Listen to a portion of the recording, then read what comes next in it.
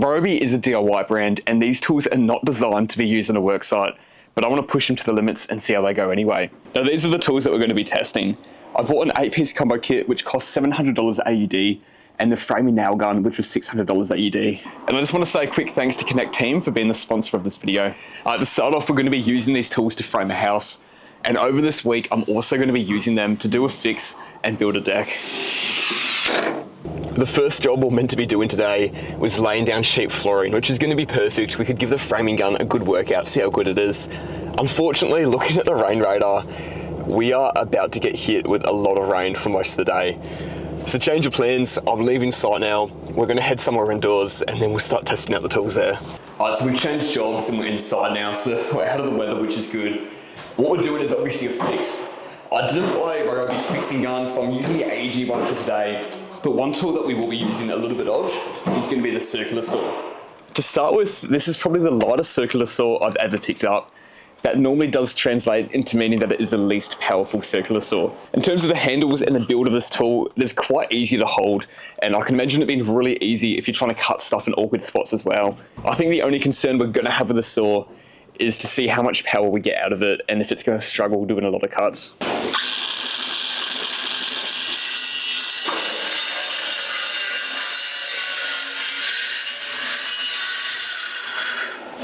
Doesn't sound great, does it? Sounds like it's loose weight.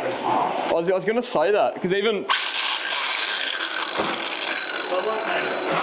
I noticed that when I put the blade in, and I tried doing a few test spins, it sounds loose, but she's definitely right. So that's sitting in there, that's how it's meant to be. That has the slightest movement back and forth. I'm probably talking 1/4 of a mil. I don't know if you'd even hear it when it's spinning, but it is probably 1/4 of a mil too small around the middle there. So that's definitely right now, and it's got that same sound.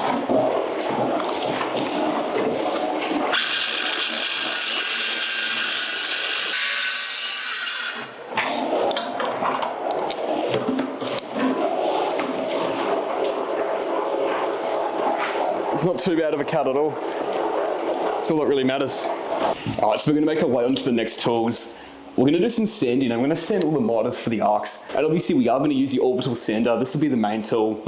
But I also want to try out the oscillating tool and see how it goes. I've got the sanding attachment in my belt. I'm going to chuck that on. Initial thoughts on these tools though is firstly, I'm going to turn this onto max power. That's maxed out there. We don't get a lot from it. I'm not expecting a lot. I just want to see if it can actually sand some of these miters, or if I'm going to be standing there for 10 minutes to get it done. And with the orbital sander, it's a bit hard to see, but it's a really awkward handheld. I don't have much grip. There's not much to get my fingers over to hold this, and I'm holding it above my head. It's going to be vibrating, so I want to see how it goes over a long period of time. This will have to be definitely a two-handed tool, which is annoying. With the weight of the battery, there's no way I'm holding it up with one arm the whole time. I'm just going to do a few of the miters. I left my dust mask at home. You probably should be wearing a dust mask to do it, so I'm not going to do too many of them. This is a 120 grit sanding pad attachment on the multi-tool. See how it goes.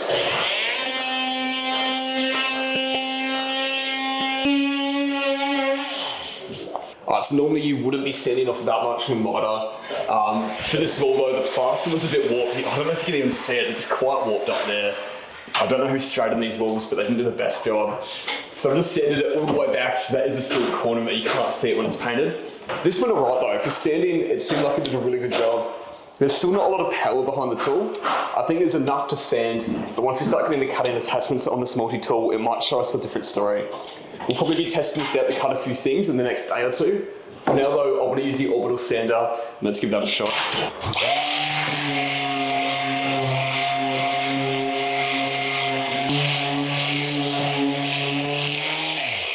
It's sanding well, it's doing the job well, but as I imagined, it is a bit awkward to hold. If you've ever used a sander before, you kind of get a bit of a tingling sensation down your arm from all the vibrations.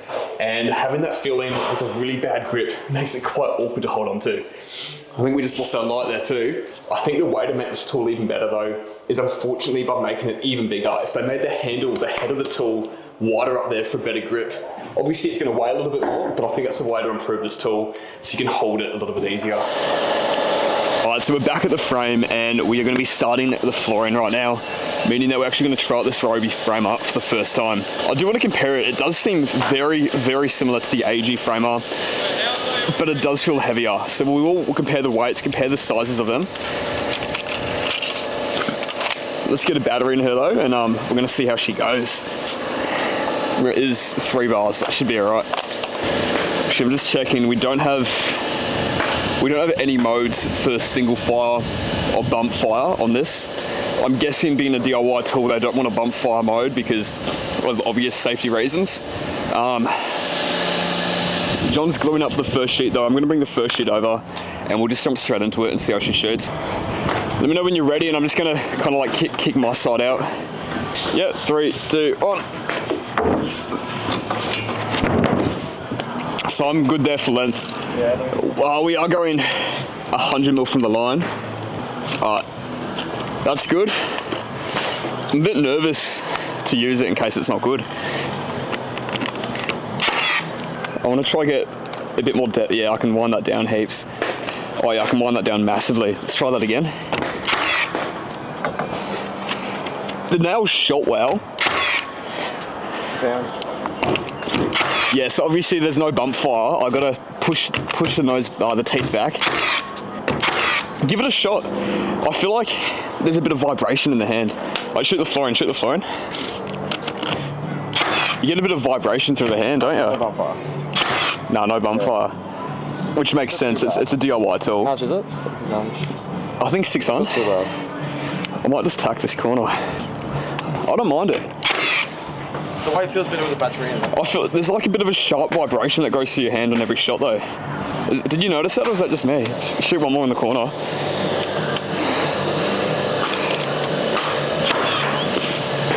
top of your hand?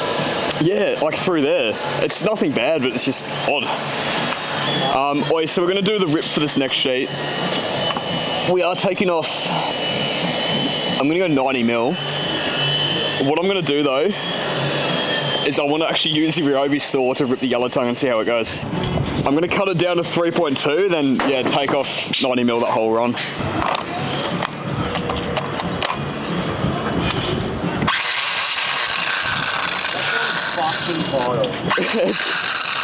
I've checked it multiple times. It sounds like the blade's loose, but it's not.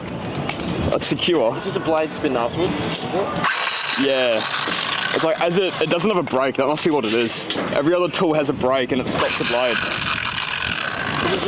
Well, if we check this AEG saw, it should stop the blade like as soon as I release it.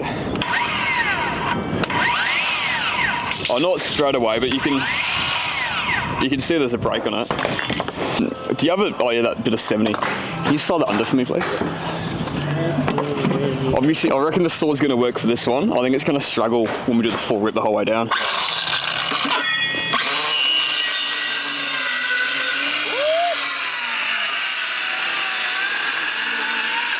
Oh shit, I lost my line.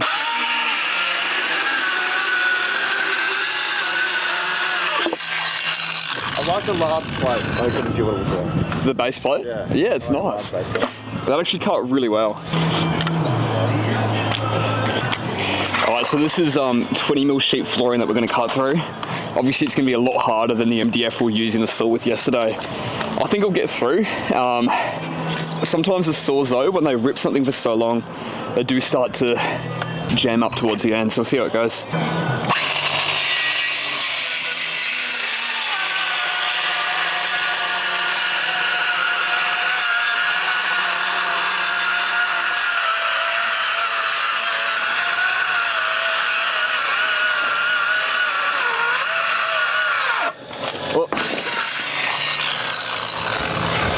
Mate, that was actually really good. That was like a decent speed as well. I thought we'd get to a point where it starts slowing down. So far, that's been awesome.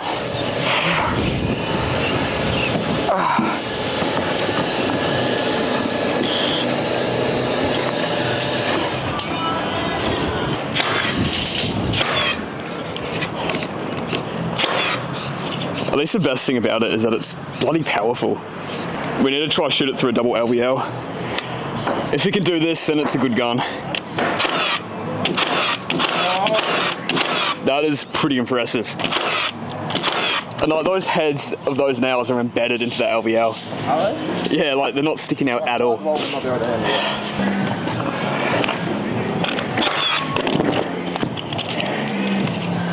it. Awesome. Yeah, so once again you're taking 90mm off, and can you cut it at 700, please? Take 90mm off. Yeah, for the rip. Oh, yeah. Like, this thing's pretty great. So obviously just going to be a little bit slow if you're doing something like this. For a DIY tool though, speed isn't an issue. For a DIY tool, you just want something that's going to work.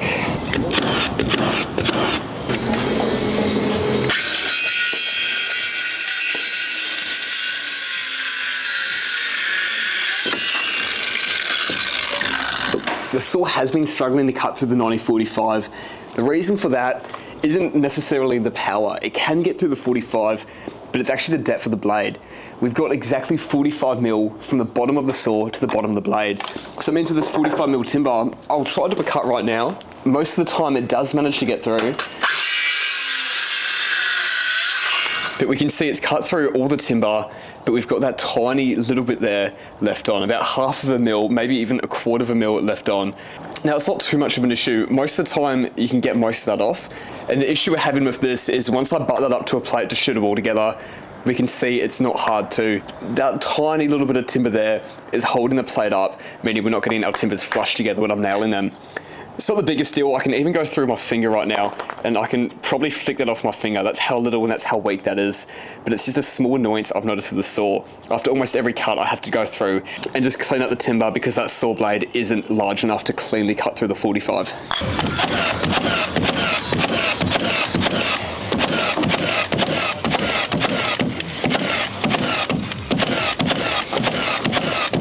She still shoots pretty quick.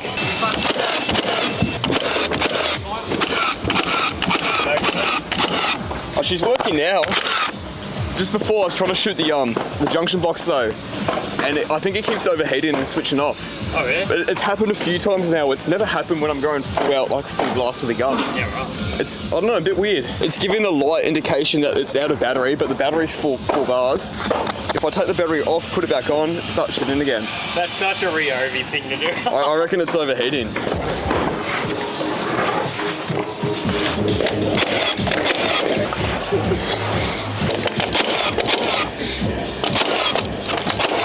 I've just jumped downstairs quickly to have something to eat, and while I'm here I do want to talk to you guys about Connecteam. Now if you've watched a few of my videos before, and even this video so far, you would notice that the guys I'm working with is constantly changing. The reason for this is that I do most of my work as a subcontractor to a carpentry company.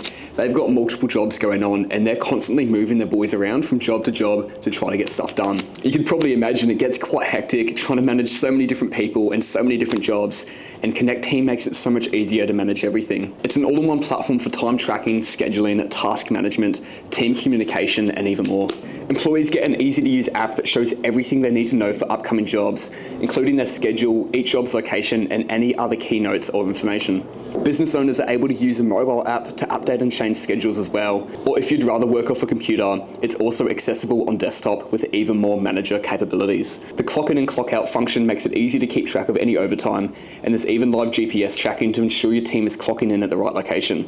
And my favorite part is that Connecteam is actually completely free for any company managing up to 10 employees. And it offers a free 14-day free trial without any credit card information for any bigger teams. So it's definitely worth a shot to try out and see if it makes managing your business even easier.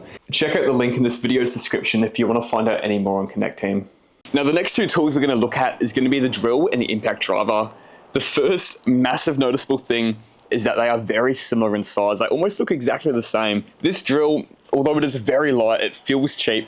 It's a very similar size to any normal drill you'd have. The impact driver, on the other hand, is one of the largest impact drivers I've seen. But surprisingly, it actually is still really light. Now, firstly, if we just listen to these tools, the impact driver doesn't sound too bad, whereas the drill, that is on the max setting right now, and it sounds like we're not going to get a lot out of it. So I'm going to use the impact driver first, and the first test is just going to be going through tightening off some cross braces. And these don't require much torque at all, and the impactor easily did it which I definitely hope for. A better challenge though is trying to drive in some 150mm bugle screws. Dude, if it can't do this impactor is just not worth it.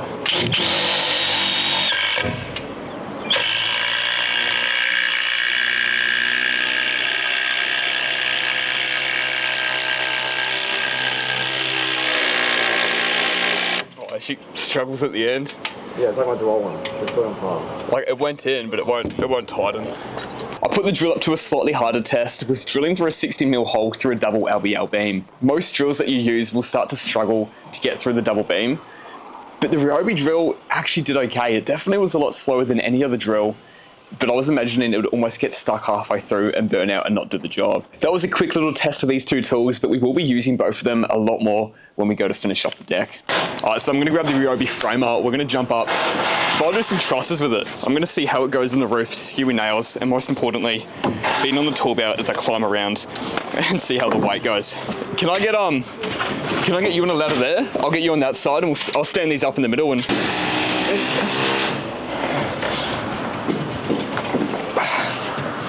That was pretty good. Yeah, we're gonna come in there. Yeah, I'm just gonna get a nail and laminate these two. Yeah. Feel free to move them while I'm doing this. Yeah. That's me. Look at that, she goes pretty well.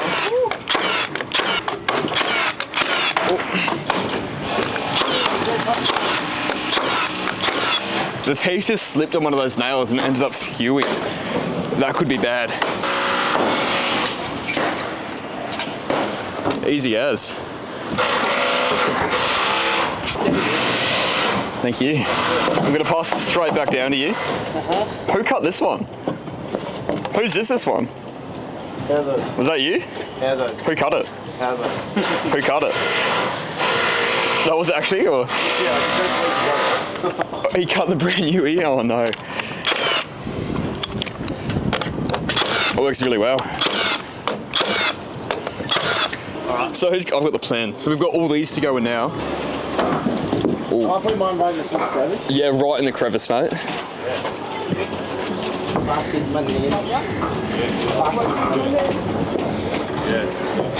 Do you want to jump? Do I'm always in the way? Yeah. Jump here, you mean? Yeah, jump below me with a 2 meter, please. And we'll try to figure this one out together. That's pretty good, man. I'm going to tack a nail in here. She skews alright, to be honest. It looks like a ball. Hey? I've never said like 4 times. It's the worst view I've ever seen in my life. The worst what? View. What view? I thought you said this is the best view up there. No, I was commentating for the video. I said the gun skews alright. It's like pretty good. Very good. Yeah, shoot your bottom off. That's awesome. Oh, it's overheated again. No, that's can't overheated. I've shot 2 nails and it's gone red. What can I overheat? It was happening the other day when we were framing. Yeah, so now it's green. Battery's on full. Sometimes you shoot 2 nails and it just stops. Dave's cooking. It's gonna be our eyes. I'm supposed to fucking shoot more than 2 hours per minute. So sometimes you shoot 2 nails like that and it's done, but I was framing the other day and I shot like 100 in a row and it was fine. It's fussy, mate. It picks and chooses. Towards the start of the video, I said I want to go through and compare the Ryobi frame up with the AEG. When I picked this thing up, it felt very similar to the AEG, and now having them together, they look even more so similar. Now for starters, if I put the guns next to each other and we look at the teeth and the entire front of the gun, they are honestly a mirror image. Now, in case you don't know, TTI is a brand that owns Ryobi, AEG, and Milwaukee, so you see a lot of similarities in their tools. And it looks like a lot of the design in these guns have been followed through with each other. There are a few differences though. The grips and the handles are slightly different. We've got different triggers, and the hooks at the bottom of the guns are different as well. If we spin the guns around though, we can see the gas cylinders on either side look pretty much the same, and I'm going to say that the insides and internals of these guns are exactly the same, which makes sense on why Ryobi is so good. AEG is arguably one of the best battery nail guns out there. One good thing that this gun does have is it's got the bump fire, so we can just constantly keep driving nails in while framing, and that's something that I believe the Ryobi would be capable of, but they've just limited those features because it is a DIY tool. Now, I did just have a quick look online, and the prices for these two guns are quite similar, which is good because they do look like the guns are almost the same thing. Alright, so this is going to be the last day that I'm using these tools, and today I'm just going to go through and finish off the deck with a fair few screws I need to do. So I'm going to give the drill a good test and just continuously drilling through this Merbu And obviously the impact is going to have an even bigger workout, as I'm probably going to try to go through at least 100 screws today with the impact driver.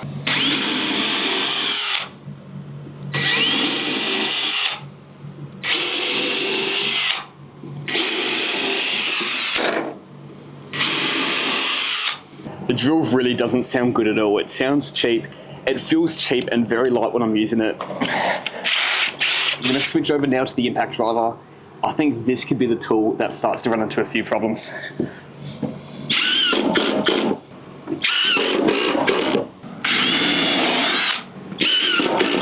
Alright, so I've gone through, we've done 3 rows of screws. Both tools actually aren't even that warm. They've handled that okay. I think they're actually capable of going through and doing an entire deck. One issue I came across is I went through and drilled all the holes, and I've got a pre-drill bit with a countersink bit. So the countersink bit is countersinking a deeper hole at the top so that the head of the screw can sit into the Merbu. I've done decks for years, and I've got a good habit and a good rhythm of just putting the drill bit down, putting it down for a second, and countersink that bit, and then pulling it out. I went through and drilled most of these holes, and as I went through and started putting my screws in, I realized that the holes and the countersink bit didn't actually take out enough for the screws to go into. So I had to go through and pre-drill most of these holes again a second time. All that's really saying is that this didn't have enough power to go through and countersink the holes into the Merbu as quick as other drills, which we kind of expected anyway. So the deck's all screwed off, and I'm gonna grab out the multi-tool for one last job. We tried the multi-tool on Monday with the sanding pad, and it went all right, but I feel like the main purpose of a multi-tool, or the main thing you're gonna be using it for, is for the cutting blade and actually cutting stuff. So I'm gonna put the last board in at the end of the deck here. As we can see, I've gone through with the track saw, but the track saw couldn't actually go the entire way and cut some of these last boards. So I'm gonna finally use the multi-tool as an actual cutting tool and see how easy it is to use to cut, and also how powerful it is to get through these Merbu boards.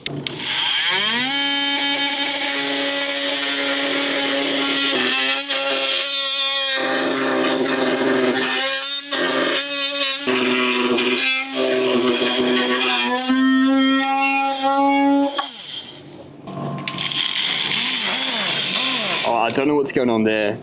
I'm worried we may have broken the tool. The blade does feel a bit loose though, so let's try to see if we tighten it. Is that going to fix it? We are still on. Alright, I was very worried then. I'm actually going to pull that really tight this time to make sure that doesn't happen again. But I did have the Allen screw in before. Yeah, I had the Allen screw before and it was really tight. That is working again, that's good. I was worried we broke the multi-tool before. I'm just going through the cut. It's been struggling really hard. This multi-tool is definitely a massive step down to any other multi-tool I've used. The brand new blade especially, going through doing a cut like that shouldn't take anywhere near as long as this. That was a little hiccup then. I thought it may have been broken, but we are still okay. I'm gonna get back to it, we'll get the cut done, but I'm still not impressed by this multi-tool at all.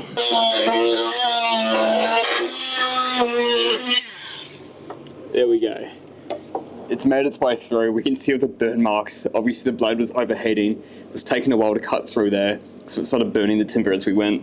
I can't say too much about it because it is super cheap, and I was happy when we got an 8-piece combo kit for $700 that included a multi-tool. Look, every single one of these tools is essentially less than $100. If you throw the batteries and charger in there, I'm saying we're looking at $70 to $80 per tool. So when we use that logic, obviously we're not expecting anything great. And I feel like this is the first tool that's really lived up to the price tag. The drills, the drivers, the saw, a lot of those tools have actually surprised me with how good they've been and how endurant they've been as well. This multi-tool though, you can't use it for many things at all. It's going to do the job very slowly, and if you're doing a renovation as a DIYer, there's only going to be a few minor times where you may need to use this tool. So this would be perfect, having it at home, knowing you've got this blade, knowing you can get into those tight areas to cut something, and you're not going to be too fed up that it's going to take a while, because it's probably going to be a once-off or something you only do very rarely. So I've got 2 tools that I didn't end up using over the week, both the grinder and the recip. We're going to start off with the recip, and this thing actually looks really cool the way that it's designed. Pretty sure if I sit it down too, it's made so it can stand up like that, which is an added feature. But right now I've got the blade in that came with the Ryobi combo kit, and I've got an LVS set up here. And all we're going to do is just a test cut with a recip and see how it goes. One thing I'm noticing is most recips, you just press the trigger and it goes. I've actually got this little tab here, a bit of a safety tab that I got to hold down at the same time. So I can't push that trigger without holding that down, which is good for safety. Just a bit annoying though. So let's see how she goes cutting through the LVL.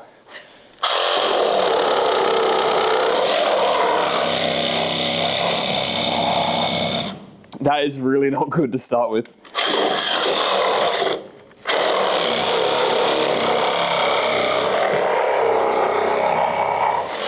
There's absolutely no power behind this. It's definitely one of the lightest recips I've got. Like most Ryobi tools, there's not a lot to them. End of the day, DIY tool, it's gonna do the job, it's a cheap tool, but the power behind the scene would not last on a work site. I'm just gonna try to see if I can get through this. We got there. I'm gonna have to cut that video because that took way too long. It's definitely not a great tool. The other thing we do have is a grinder, and this is probably one of the tallest grinders I've ever used. Before using it, I do want to comment on the design, especially the handle at the bottom here. There's a lot of grinders and it's got a fat body like this that continues through the entire way, which means when you try to grip the tool and use the tool, you don't have a good handheld. This thing is awesome. That hand sits around there perfectly, triggers exactly where you need it, and then obviously you got the two-handed hold. And this is definitely the best designed, easiest to hold grinder I've ever used. That is massive too, because it's also the most dangerous tool, and especially for DIYer, you want to make sure you've got a good safe grip holding the tool when you're going to be using it. Another thing I do want to mention is we do have the tool to change the grinding disc in the handle of the grinder. You don't know how many times I've lost this tool with other brands, so it's really handy to have. I actually don't have a lot here that I need to grind, but what I'm going to do is we've just got this little disc on right now. I'm just going to use this wheel, and we're just going to go down and take out the corner of this LVL just to get a feel for the power and how the grinder goes.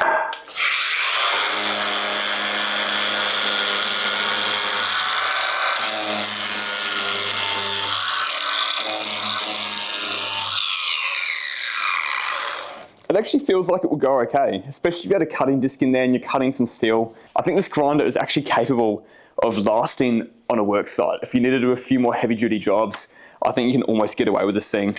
Now that week's done, I'm actually looking forward to putting these tools away and going back to a brand that has a bit more power. In saying that though, these tools have honestly surprised me. When we look at the cost of these tools, and I think we're looking at $80 to $70 per tool, per skin, we're getting a lot more out of them than what I expected. These are probably a third of the price to the other big brands out there, and there are some tools like the drill or even the recip, which I feel like are very well below market average, and it's kind of what I expected from Ryobi. Whereas a few of the other tools like the circular saw and the grinder honestly exceeded my expectations. I weren't expecting them to be that good, and the framer, I raved on about the framer. This thing blew my mind. The framer is priced quite similar to the competition for the other branded framing guns, so I was hoping that'd be a lot better, but they definitely did do a really good job with the framing gun. I did enjoy spending this week trying out some other tools. If there are any other brands out there that you're interested in and want to see a review on, let me know, and I'd love to get my hands on some other tools and try them out as well.